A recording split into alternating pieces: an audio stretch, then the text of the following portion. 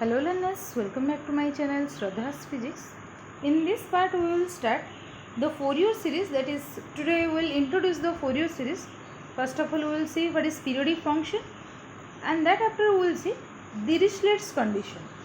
So let us start with the periodic function. So what is a periodic function? If the value of each ordinate, that is f of x, repeats itself at equal interval in the abscissa, then f of x is called a periodic function. Then f of x is called a periodic function. So that is, if the value of each ordinate, that means it may be x, y or z, so that corresponding function, that is f of x, it repeats itself at equal intervals in the abscissa, then we can say f of x, it is called the periodic function. Suppose for example, or it can be also stated as, or if you like, or if there exists a number, that is suppose t, it is greater than 0, such that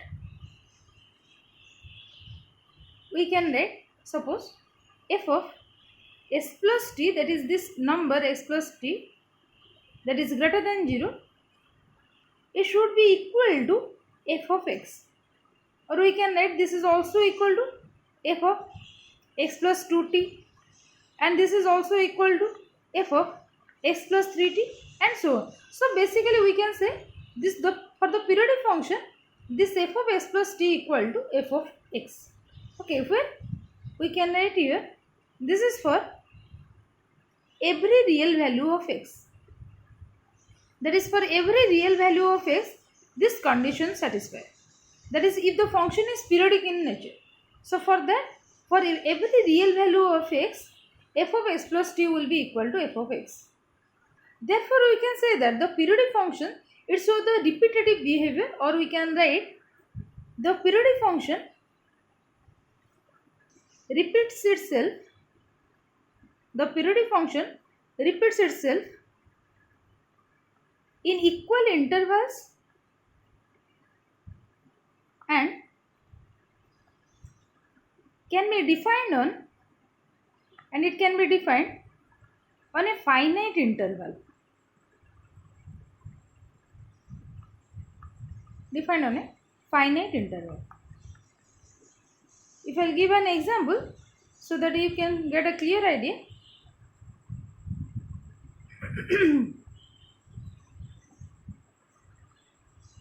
Suppose for example, I can write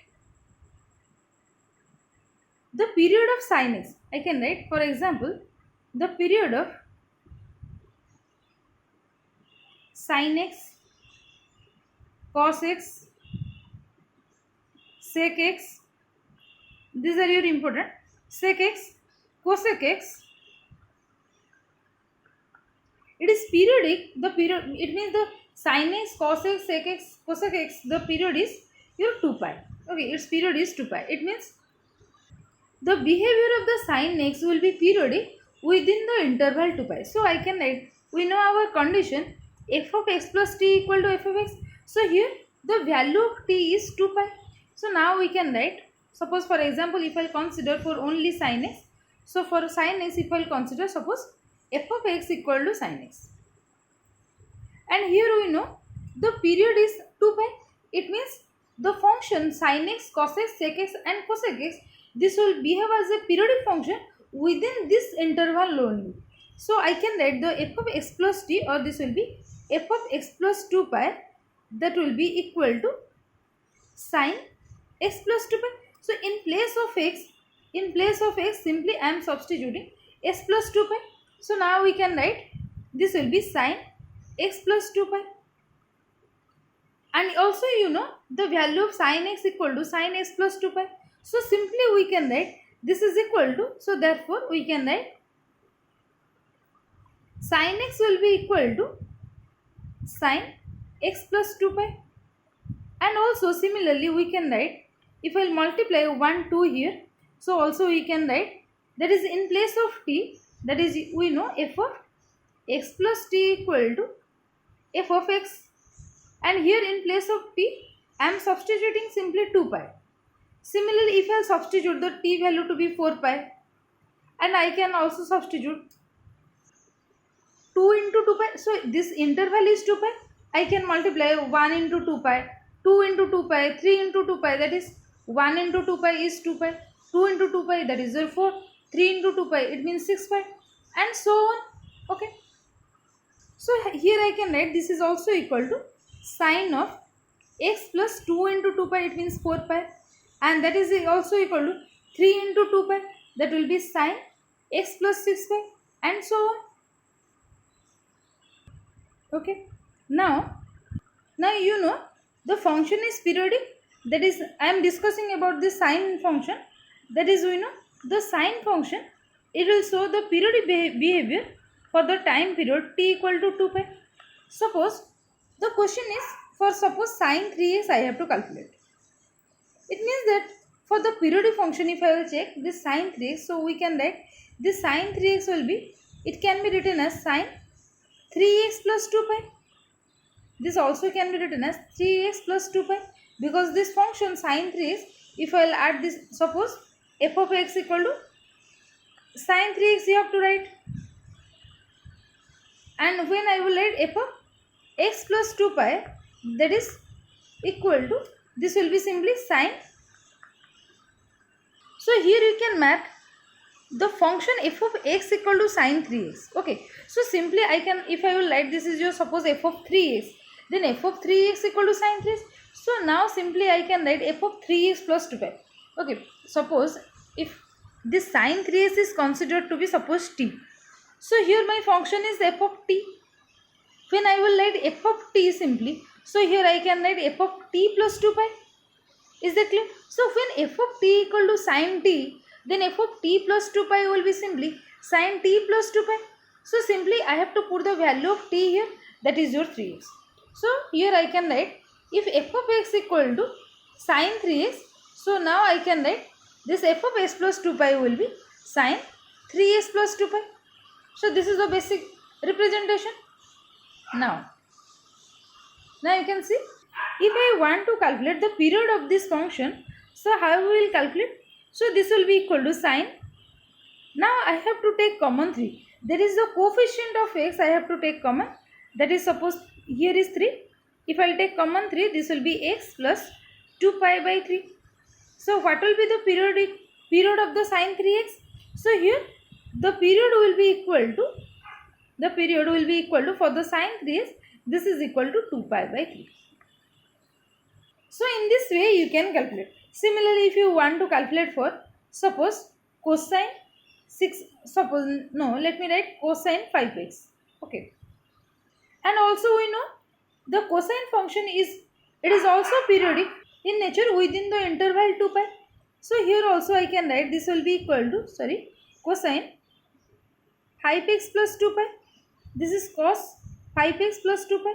And again, if I will take common 5, that is this will be cosine. If I will take the coefficient, that is 5 common, then this will be x plus 2 pi by 5. So here the period will be equal to 2 pi by 5. So here I can write the period, that is for this function, the period will be equal to 2 pi by 5. Therefore, in general we can say, that is, let me write, in general we can write this, if suppose I will write sin nx, cos nx, sec nx, cosec nx, etc. That is, these are periodic function. These are periodic function with period, that is in general here I am writing with period 2 pi by n. So from this expression, here suppose cos 5x, this will be 2 pi by 5, that is here the value of n is 5. So in this way we can write in general the period will be 2 pi by n. Similarly, if I will consider for the tan x and cot x. So this tan x and cot x, let me write. This is your second point. This is your second example. But tan x, cot x, are periodic with period pi. So you can also check as we have discussed. So in that way you can also solve. So let us take an example. Suppose question number 1. Suppose the question is you have to find the period. So just try to calculate. Find the period of the function is given f of x equal to 2 sin x plus 4 cos x. Okay, this is the combination of the sine and cosine function. So how you will solve this? This is the combination of the sin x and the cos x. So here the function is already given this one, and you know the sin x and the cosine x, both are the sin x as well as the cos x. These are your periodic for the interval 2 pi. So here you know t will be equal to 2 pi. Now if I let, since it is cos nx in place of n, it is simply 1. So I can write for f of x equal to, since this much, I can write f of x plus 2 pi. This x plus 2 pi will be equal to 2 sine. This will be x plus 2 pi. And also this will be plus 4 into cosine x plus 2 pi. And if I substitute this value, that is in place of x, if I substitute x plus 2 pi, then you know, since this is periodic in nature, so in place of x plus 2 pi, I also can write 2 sin x, and this will be plus 4 cos x. And this is also equal to f of x. So here this is the simple question. So here the periodic function, or I can write period of the function will be equal to 2 pi. Suppose let us take another question. Find the period of, the question is find the period of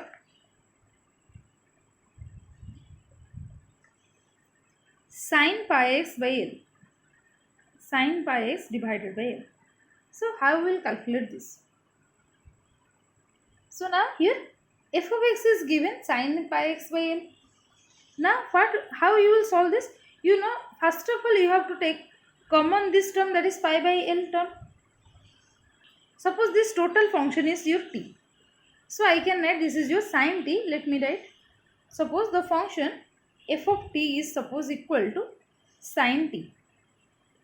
And also you know the function will be periodic within the interval 2 pi. So I can write this will be f of t plus 2 pi, that is equal to f of t, and we can write this is equal to sine of t plus 2 pi. In place of t I will write t plus 2 pi. But here the value of t is, here I have taken this pi by x will be equal to t. So now I can write this will be equal to sine of pi x by L plus 2 pi. In this way we can represent, and also this is equal to sine of the coefficient of x I have to take common, that will be pi by L whole into this will be x plus this is 2 pi. If I have taken common this pi by L, this will be 2 into L, because when this L will get multiplied with this L, that is 1 by L, so it will get cancelled. So this will be simply 2 pi. So here you can see this is x plus 2L. So this is your the period of this function. So here I can write, therefore the period of this function will be equal to, therefore the period will be equal to 2L. Okay. So in this way you can solve. So simply you have to check whether this function, it will be periodic within what interval. You have to check in what interval the function is periodic. So for that simply you have to take this term, that is pi x by L. You have to consider any other variable, that is your t or p or whatever you want. So simply by considering that you have to check f of t equal to sin t. So f of t plus 2 pi equal to this much, and in this way you can calculate the period of this function. Okay. Now we will see what is Dirichlet's condition for the Fourier series. So first of all, let me tell you why we are studying this Fourier series. So let me tell you, Jean-Baptiste Joseph Fourier, he expanded the function, expanded the function f of x in series, which is known as Fourier series. So Jean-Baptiste Joseph Fourier, he expanded the function, any function that is suppose x, if f of x equal to x. So now you can expand this function in terms of the series, and that is called your Fourier series. It may be x square, it may be the combination of sin x plus cosine x, and whatever. You have to just expand this in the form of the series, that is called the Fourier series. So here the first point is the Fourier series expansion. It is basically used for the periodic signal. So Fourier series expansion is used for periodic signal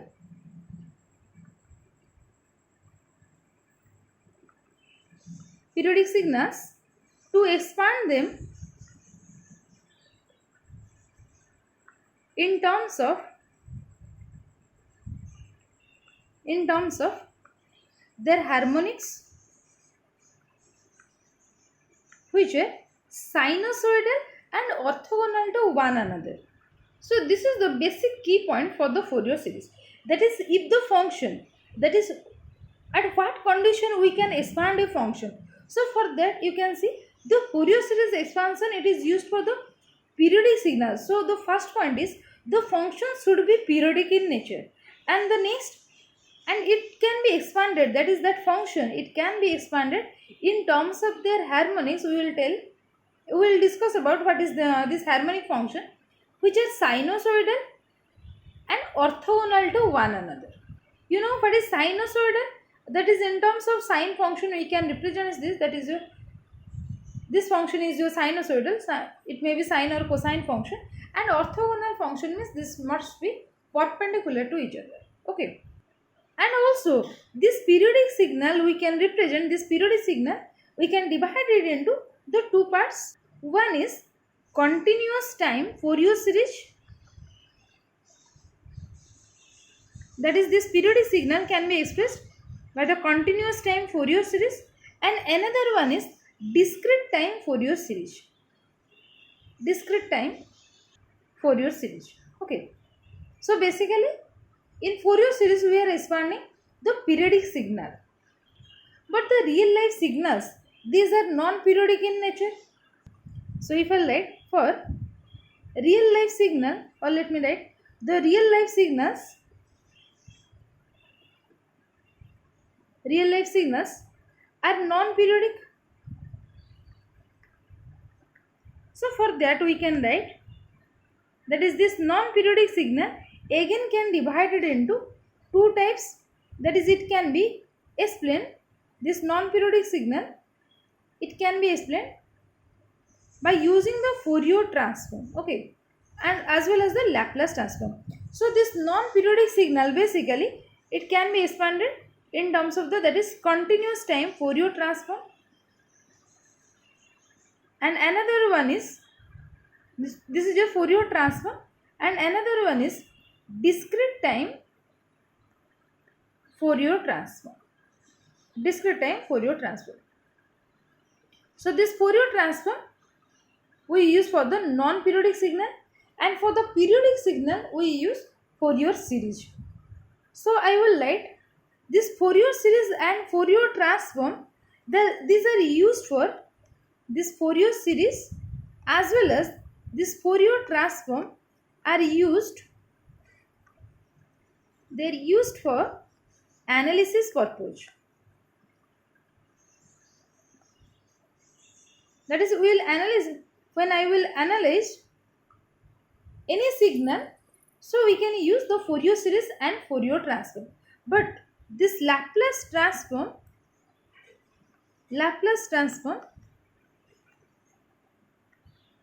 for continuous time, this Laplace transform for continuous time used for designing purpose. Okay, so these are the basic difference, or we can say why we are using this Fourier series, why we are studying this Fourier series, to just know or to just expand the periodic signal, and for the non-periodic signal which are practically we are using, that is for the non-periodic signal we will use the Fourier transform.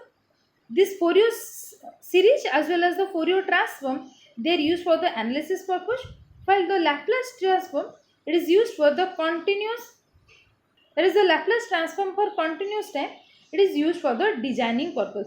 It is used for the analysis purpose, Fourier series and Fourier transform, and the Laplace transform for the designing purpose. Okay, and also we can write the J transform, J transform,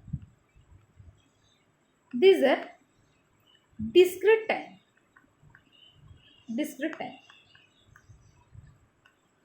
Now we will discuss about the Dirichlet's condition for the Fourier series. So the function, suppose f of x, which can be expanded in the Fourier series, it should satisfy some condition that is called the Dirichlet's condition. So suppose the function f of x, it is defined for any interval, suppose minus pi to plus pi. This is the interval of the function f of x, that is the function can be defined within this interval. So now the Dirichlet's condition is the function should be single valued, it should be single valued, it should be bounded in nature, that is the function should be bounded in nature. We will discuss about what is single valued, what is bounded function. And the next one is the signal, or you can say that the function, signal or the function, it should have finite number of maxima and minima. Okay, it should have finite number of maxima and minima over the range of the time period.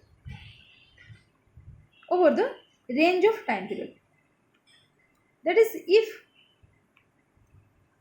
the function satisfies this condition, that is within some interval, then I can say that then we can expand the Fourier series. So what are the Dirichlet's condition? The function should be single valued, it should be bounded in nature, and the function, it should have finite number of maximas and minimas over the range of the time period. This is important. Over the range of the time period, the function should have finite number of maxima and minima. Now let us discuss the Dirichlet's condition.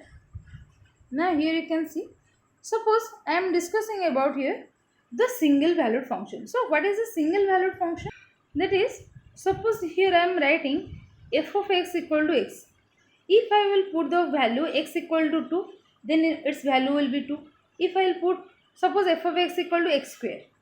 If I will put the function x to be 2, then the value will be 4. If I will put 3, then this will be equal to 9. That is, for a single value of x, the function value will be a single value, that is your 4. When the value is x, it should have a single value, that is your 9. No other values are possible. So for that case, we can expand the Fourier series. We can expand the function in terms of the Fourier series. And next, it should be bounded. It means that for a certain interval of time, the function can be defined, that is within certain range. So here we can say that for a certain range, suppose 0 to pi, the function value will lies in between this interval, that is within some closed interval, the function value, if it exists, then we can say that the function is bounded in nature. Okay. Now we will discuss about the finite number of maxima and minima over the range of time period. Suppose any function, so suppose here you can see, this is suppose x of t, and here this is your time. So if the function, it is somehow look like this, this is your suppose any function.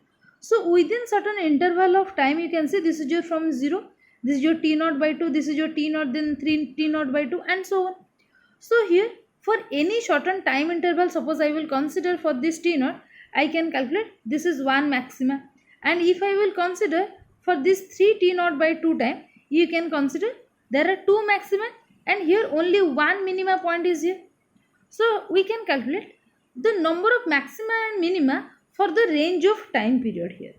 But in this case, you can see, in the second case, if I will consider this is your x of t, this is your function, and this one is your time axis, And for suppose this time interval, you can see the graph like this. So here for this interval, that is in between this interval, or maybe it may be for this interval, you cannot calculate the maximum number of maxima and the number of minima are present here. So here in this case we cannot expand this in terms of the Fourier series, but in this case since we can calculate the number of finite maxima and the finite minima, so this is we can expand this in terms of the Fourier series. Okay, the next is the signals of the function, it should have finite number of discontinuities over the range of time period. So what are the finite number of discontinuities? So here again if I will see, this is your function x of t is represented by this axis, and this one is suppose your time axis. Now from this graph you can see, suppose this is your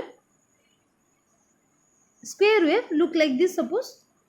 So for some value, that is suppose at this point 0, then after some time this will goes to 1, and then it will go to the 0, then 1 again, this is fixed at 1, then after some time again it goes to 0, and so on. So here you can calculate the number of discontinuities, that is for this time range. If I will consider for this time interval from this to this, you can calculate. So this value is 1, but for this value when it will reach at this point, suppose a, so here again it will goes to 0, that is suppose, just look at this diagram carefully. Suppose, let me clear this.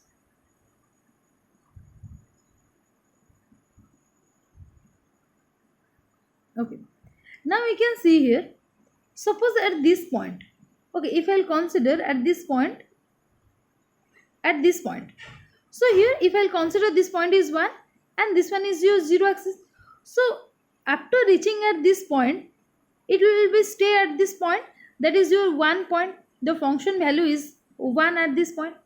But when it will reach to this point, that is when the time period is suppose any interval at, this is suppose t, I am writing capital T.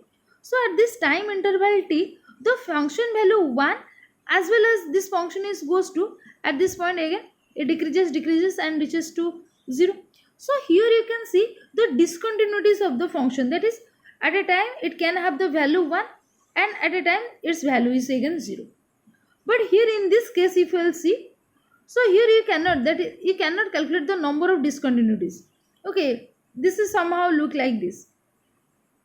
Okay, this just like this. Okay, so you cannot calculate the number of discontinuities in a finite range of the time period.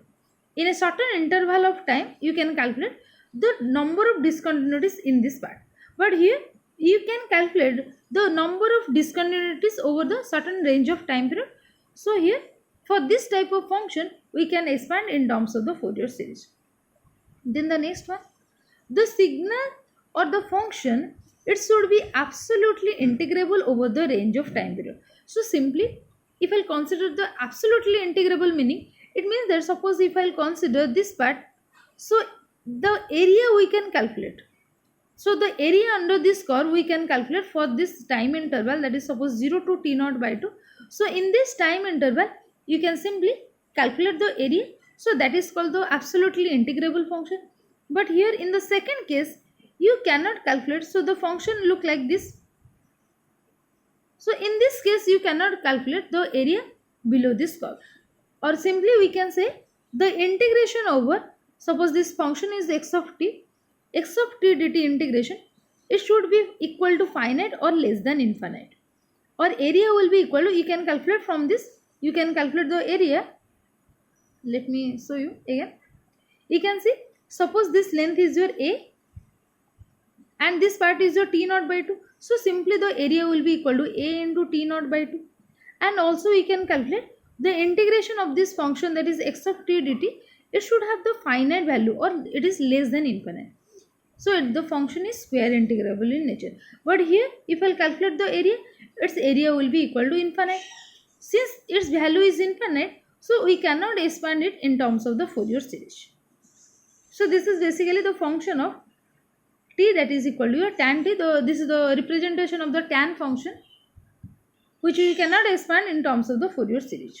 So this is all about the Dirichlet's condition of the Fourier series. So this is all for today. Still, if you have any doubt, can ask me in the comment section. Thank you all.